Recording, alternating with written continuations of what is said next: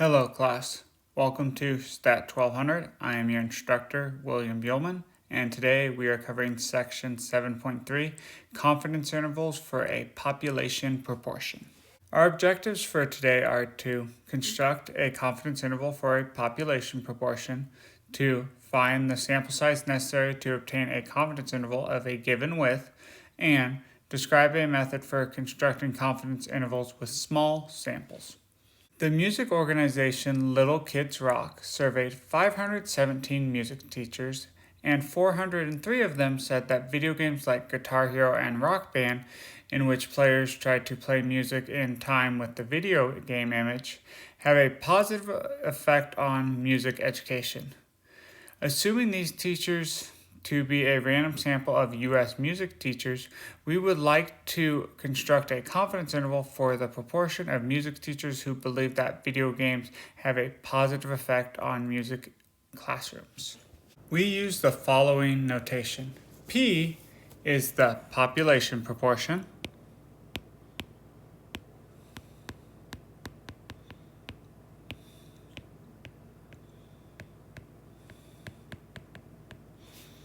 Of individuals who are in a specific category.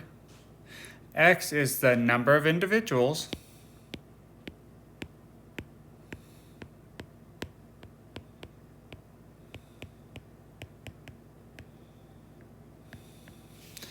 In the sample who are in the specified category.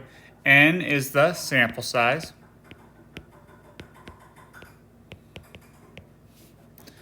P hat is the sample proportion.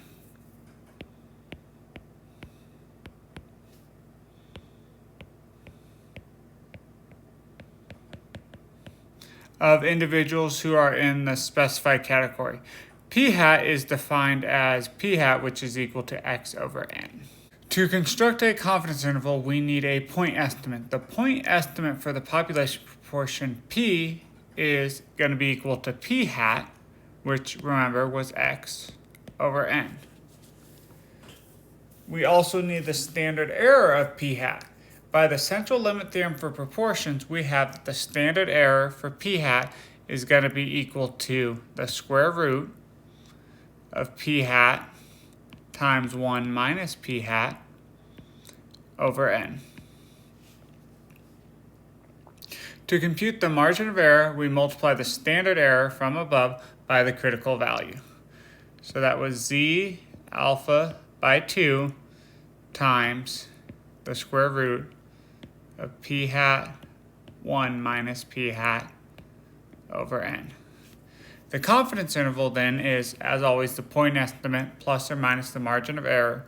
So in this case, it is P hat plus or minus Z alpha by 2 times the square root of P hat times 1 minus P hat over N. The method for constructing a confidence interval for a population proportion requires that the sampling distribution be approximately normal. The following assumptions ensure this: that we have a simple random sample, that the population is at least 20 times as large as our sample, the items in the population are divided into 2 categories, and finally, the sample must contain at least 10 individuals in each category. Example 1. So we're back to our music teachers. In a survey of 517 music teachers, 403 of them said that video games like Guitar Hero and Rock Band have a positive effect on music education. Construct a 95% confidence interval for the proportion of music teachers who believe these video games have a positive effect. We begin by checking the assumptions. We have a simple random sample, check. It is reasonable to believe that the population of music teachers is at least 20 times as large as the sample. Yes, that's reasonable to say that there's more than 10,000 music teachers in the population, so check. The items in the population can be divided into 2 categories, check. There are 403 teachers who believe that, and other ones who do not, so that's our 2 categories. And we see that we have 403 in one category, 114 in the other category, so there's more than 10 in each category. Check, all assumptions are met. Note that N was 517, x is 403, so p hat was x over n, which is equal to 403 over 517, which is equal to 0.779497. According to table A3, the critical value corresponding to a level of 95% confidence is 1.96. So remember, this is at the bottom of table A3 where we have the z's. Our margin of error is our critical value times our standard error, which is 1.96 times the square root of 0.779497 times 1 minus that value, 0.779497, divided by n, which is 517, which gives us 0.035738.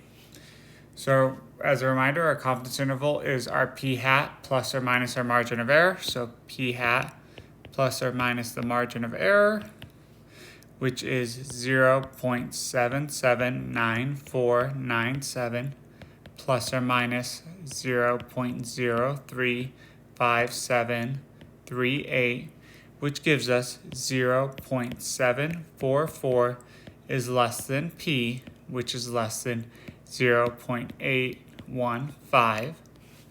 So now what does that mean? We are 95% confident that the proportion of music teachers who believe that video games have a positive effect is between 0.744 and 0.815. So what we're saying is we believe that between 74.4% and 81.5% of music teachers believe video games have a positive effect. If we wish to make the margin of error of a confidence interval smaller while keeping the confidence level the same, we can do this by making the sample size larger, as before. Let m represent the margin of error, so the margin of error is equal to the critical value times the standard error.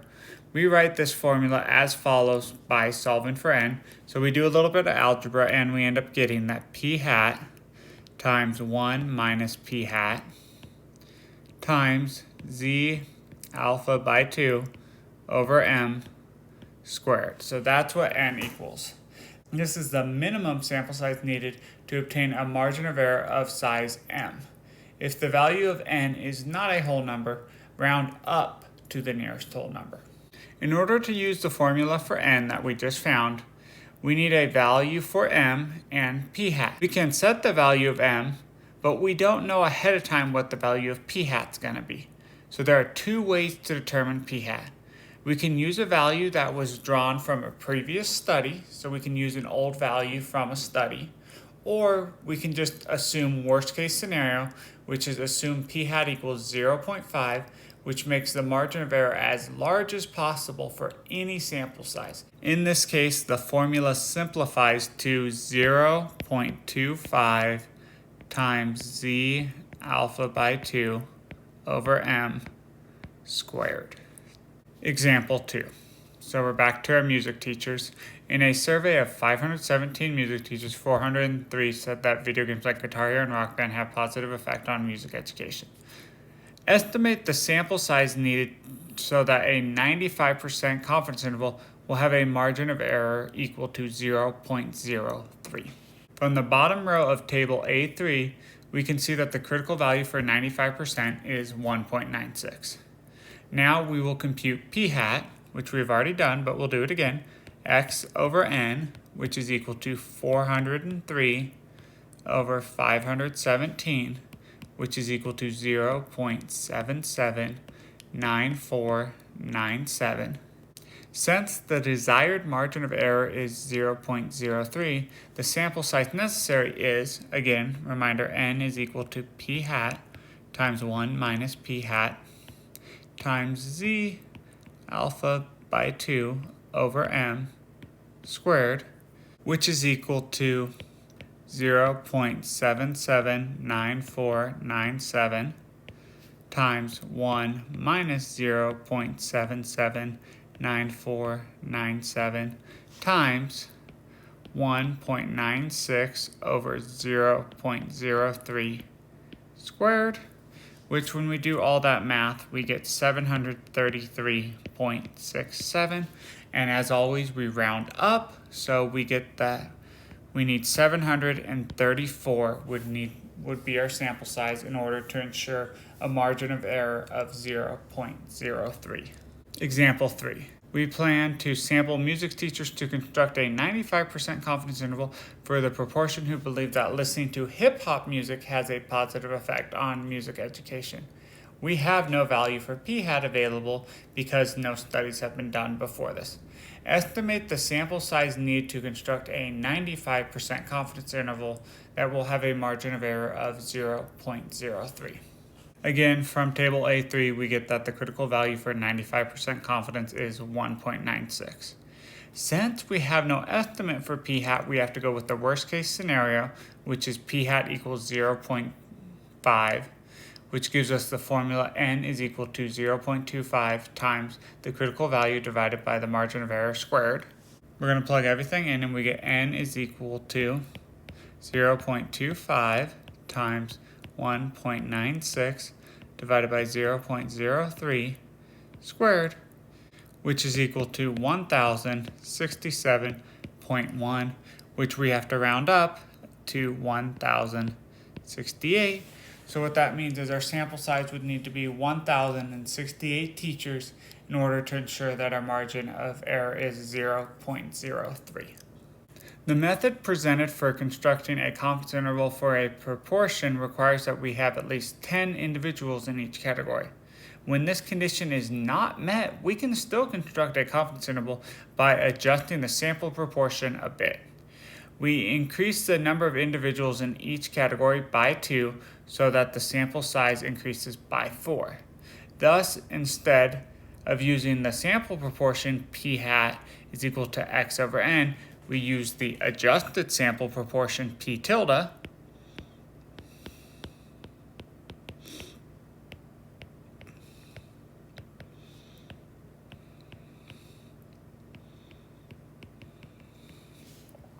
and the adjusted sample proportion p tilde is equal to x plus 2 over n plus 4. When using the small sample method, the standard error and critical value are calculated in the same way as the traditional method, except that we use the adjusted sample proportion p tilde in the place of p hat, and n plus 4 in the place of n. Thus, the standard error becomes the square root of p tilde times 1 minus p tilde over n plus 4. Example 4. In a random sample of 10 businesses in a certain city, 6 of them had more than 15 employees. Use the small sample method to construct a 95% confidence interval for the proportion of businesses in the city that have more than 15 employees. The adjusted sample proportion p tilde, which was x plus 2 over n plus 4, is 6 plus 2 over 10 plus 4, which is equal to 0.5714. The critical value, since it's 95%, is 1.96. Thus, the confidence interval is given by p tilde plus or minus the margin of error, which is equal to 0.5714 plus or minus 1.96, the critical value, times the square root of 0.5714 times 1 minus 0.5714 divided by, remember it's not n, it's n plus 4 this time, 10 plus 4, which gives us 0.312 is less than p, which is less than 0.831. So we are 95% confident that between 31.2 and 83.1% of businesses in the city have more than 15 employees.